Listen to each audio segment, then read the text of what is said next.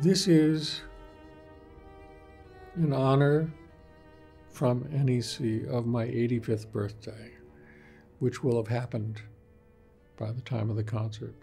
It's very interesting for me that I came to NEC in 1974, and so this is actually my 50th year at New England Conservatory. And it's been a fabulous ride for me, and it's not over yet. And when my 80th birthday came, I had the great honor and pleasure of playing Shlomo by Ernst Bloch with the NEC Orchestra. If you're interested in that, you can find that on YouTube, that performance. And in the aftermath of that, in the following spring, I've had a lot of students who've come from Korea. And I made a trip to Korea in 2019 to do some teaching over there and also to play a concert. In that concert, 2 pieces on the November 13 program are repeated. And they are because the great pianist Minsoo Sohn, who has recently joined our faculty, was the pianist in Korea for those pieces. It seems right that we've had a chance, with enormous pleasure, to reconnect. I'm now looking at a time of my life when, yes, I'm at an advanced age, but I'm fully engaged in music, and this has been my home for 50 years. And I've been very, very lucky to be able to play many times in Jordan Hall, the restoration of which I oversaw when I was president of NEC from 1983 to 96. And so this concert has great meaning and depth for me because of all of my connections to this great school, New England Conservatory.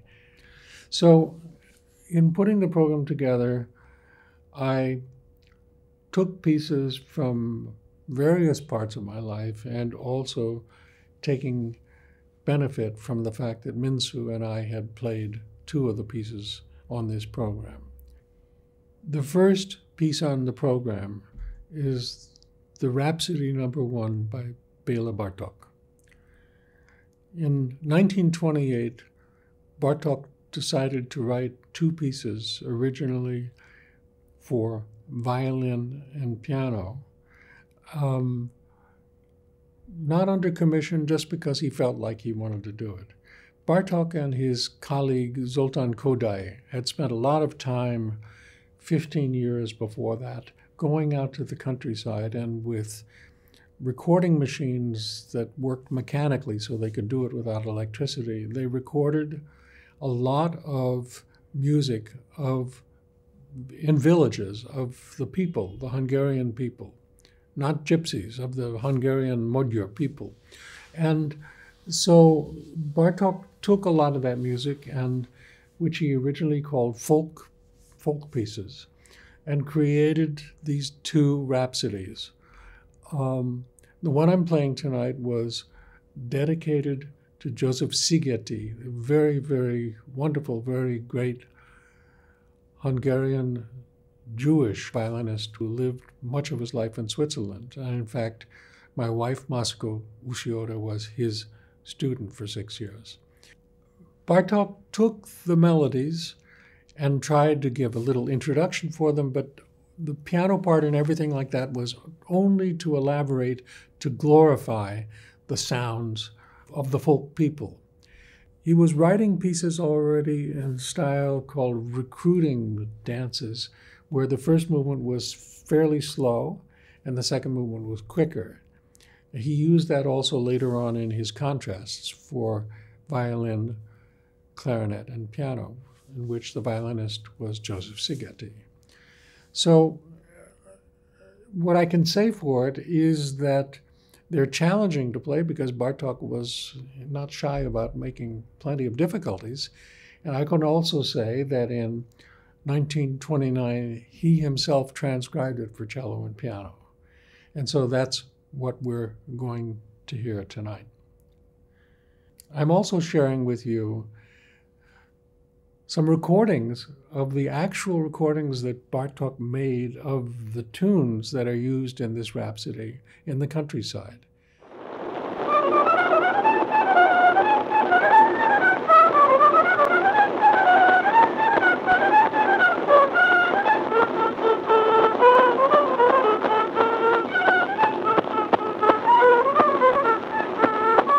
These were put together in a very wonderful video by my great friend and colleague, Nicholas Kitchen, at the Conservatory of the Borromeo Quartet.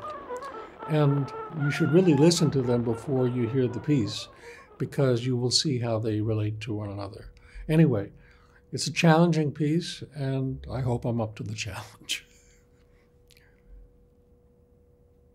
The center of my program is the last suite, number 6 in D major, by Johann Sebastian Bach. People who have been around the conservatory for a long time know that I'm very much into Bach. I can't even remember the year it was, but there was one night I actually walked on stage of Jordan Hall and played all 6 in a row. And then in 2020, you know, we all immediately faced lockdown. And for the 2 years of the major part of the pandemic, when all of us were isolated, part of what nourished me during that time was every day for 2 years I practiced Bach. So the 6th suite is the most challenging in a way of all 6, at least the order in which they're published. And Bach's challenge was to write music that was for a one-note instrument. There are more chords in number 6 than in any of the others, but still basically it is music of lines, melodies. And they were completed probably about 1720.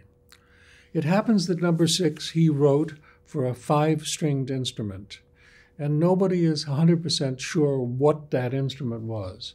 But there have been made now 5-string cellos. There's a kind of a viola that plays with 5 strings. And I'm a little bit old-fashioned. I'm old, but I'm also a little bit old-fashioned. I'm playing it on 4 strings, which has its own share of challenges. It's the same music. It's great music.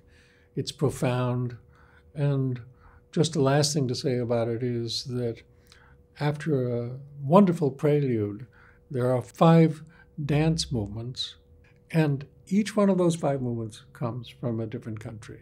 Allemand from Germany, Courant from Italy, Gavotte from France, Sarabande from Spain, and Gigue from Ireland. Anyway, the job is mine to do, so I hope you enjoy it. The final piece on the program is by Sergei Rachmaninoff. And if you came to the November concert just recently, you'll know that I spoke for that one about what he went through in his early life. He was born in 1873. It's his anniversary year. And toward the end of the 19th century, he had a severe depression and couldn't write music, and then all of a sudden came out of it. And around the same time that his great piano concerto number 2, which is one of his most popular pieces, was written, he wrote a cello sonata, cello and piano sonata, for himself on the piano, and a great Russian cellist named Bartók. And I would say, you know, in history, when you come to pieces for cello or any other instrument, composers are always very much grateful when players are interested in them and want to play their pieces. Bartók was a personal friend. I think he actually was the best man at Rachmaninoff's wedding. And he was a fine cellist, and the edition that we play from now is the edition which Bartók helped him with. And it's perfect. Anyway, the piece, like a lot of great Russian novels, is a storytelling piece. It goes through a very grand, expansive, searching first movement. It's followed by a demonic second movement scherzo with great melodies in between. And that is followed by one of the most beautiful slow movements ever written.